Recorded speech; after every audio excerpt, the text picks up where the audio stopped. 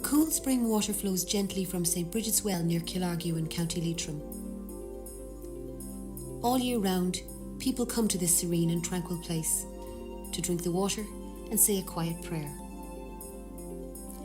Like many holy wells around the country, Killargue has its own annual pilgrimage. On the 15th of August each year, crowds flock down the leafy lane to take part in the rosary and the Mass. Yes, this well is special to me because I'm from the area and it's Our Lady's Day and I'm a member of the Defence Forces and she is our patron saint and it's a holiday that we have annually and I always make it my business to come here with my family.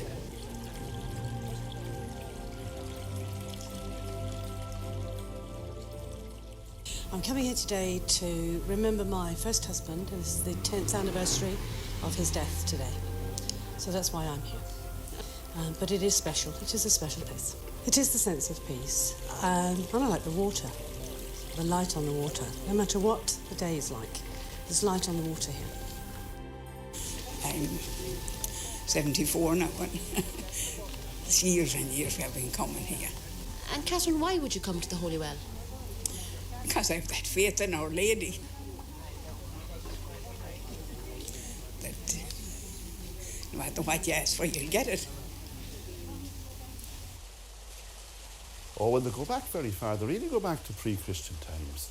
You see, the well was the first important thing we think about. Good water was a terribly important thing. And I'm sure in long thousands of years ago, people drank from rivers and lakes and it didn't taste good, I suppose. So the water that came up from the ground, they soon realised that this was the stuff to drink if you were to keep healthy and keep well. And they became places then, sacred sort of places in Celtic tradition. And when St. Patrick came and the country was Christianised, they used the wells. Now, whether it was pure coincidence or whether they wanted to follow the sort of practice or take in part of this sort of Celtic pagan practice, we don't know. But they used the wells to bless, to Christianise or to baptise people. And so, in St. Patrick's travels throughout much of the country, you'll find St. Patrick's wells where he's supposed to have baptised some pagan chief. So then they assumed a new importance. It really came to prominence from a historical point of view during the Penal days when our local Catholic church was taken over by the planters and people were banned from attending their religious service, that is, those of the Catholic persuasion. So it was reported they came here and Mass was said in secret. There was a price on the head of the priest, so it was a very dangerous times and lookouts were posted in the surrounding hills. I understand that in the past here that there was a big wooded area over here and that when the people did gather here for Mass, that if they were disturbed, priests and people could escape into the woods so that it was a safe place, if you like.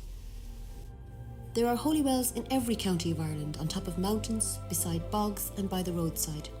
Some are very ornate indeed, but some quite humble, all offering a haven of silent calm.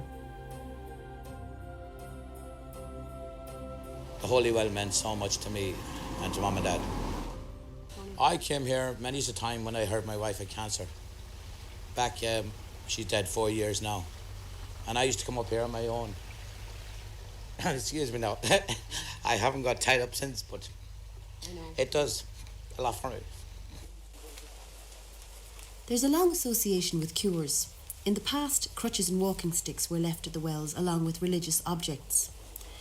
At Tobar Mhuire Holy Well near Sligo town, we find a wonderful example of the rag bush. Traditionally, those who had their intentions granted left behind a votive offering. Part of the cure thing at a lot of wells is to leave something. Now, it could be a bit of a rosary beads, it could be a pin, it could be a bit of a rag or whatever. It seems to be cures of things like warts or cures of a variety of things. Part of it is you leave something. The tradition of pilgrimage is so much a part of Irish culture and so much a part of the Catholic faith that it's hard to imagine a time when the Church actually banned the pilgrimages to holy wells. But this had less to do with the religious aspects and more to do with the carry-on afterwards. The older people went home when they had their praying done, the priest went home, and then the holy started. And there was singing and dancing and courting and all sorts of things took place. And this could last for a couple of days. And there are various descriptions of it, of what went on. And of course, eventually, some of this became so bad that it was banned.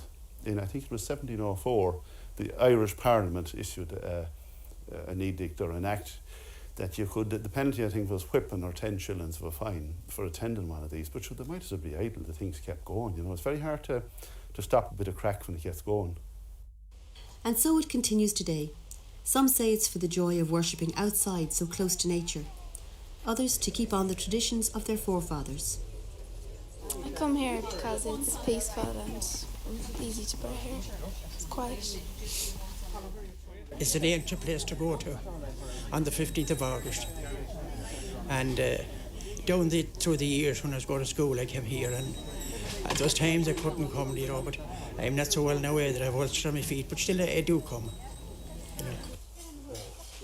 I had a visitor here with me who was of the Anglican persuasion last week, and he couldn't understand. He was completely overwhelmed by the peace and tranquility of the place, and he drank the holy water on that. He said there was something special about it. So you think this tradition will go on for a long, long time? Well, seeing the crowd that turned out here today and all the young people mingling with the elders, I'm sure it will, and I hope it will.